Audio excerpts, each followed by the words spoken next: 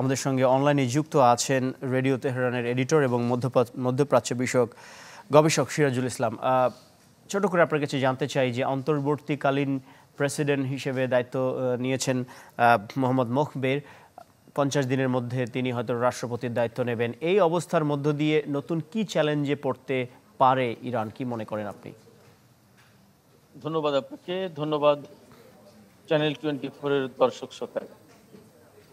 এখানে ছোট্ট একটু সংশোধনী আছে। সংশোধনীটা হচ্ছে এই যে মোহাম্মদ মোকবের হচ্ছেন ইরানের ফার্স্ট ভাইস প্রেসিডেন্ট। সংবিধান অনুসারেই প্রেসিডেন্টের অবর্তমানে বা নিহত হলে বা দায়িত্ব পালনে অক্ষম হলে ফার্স্ট ভাইস প্রেসিডেন্ট হিসেবে তিনি ভারপ্রাপ্ত প্রেসিডেন্টের দায়িত্ব পালন করবেন এবং আগামী 50 দিনের ভেতরে ইরানের প্রেসিডেন্ট নির্বাচন অনুষ্ঠিত হবে। নির্বাচন অনুষ্ঠানের পরে নতুন প্রেসিডেন্ট নির্বাচিত হবেন এবং তিনি আবার নতুন করে প্রেসিডেন্টের দায়িত্ব নিয়ে রাষ্ট্রীয় দায়িত্ব পালন করবেন এবং সেই মেয়াদটা হবে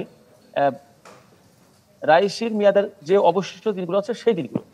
তো সেক্ষেত্রে মোহাম্মদ মোকবের এখন ভারপ্রাপ্ত প্রেসিডেন্টের দায়িত্ব নিয়েছেন এবং মন্ত্রিসভা এবং ইরানের সর্বোচ্চ নেতা তাকে অনুমোদন দিয়েছেন এই ভারপ্রাপ্ত প্রেসিডেন্ট হিসেবে দায়িত্ব পালন।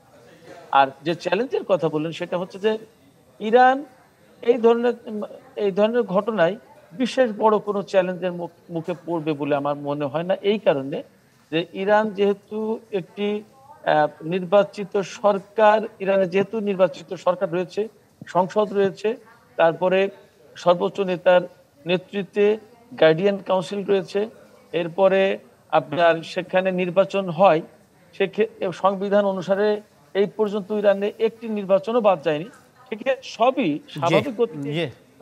সময় স্বল্পতার কারণে আপনাকে এখানেই থামাতে হচ্ছে। জনাব সিরাজুল ইসলাম, ধন্যবাদ আপনাকে।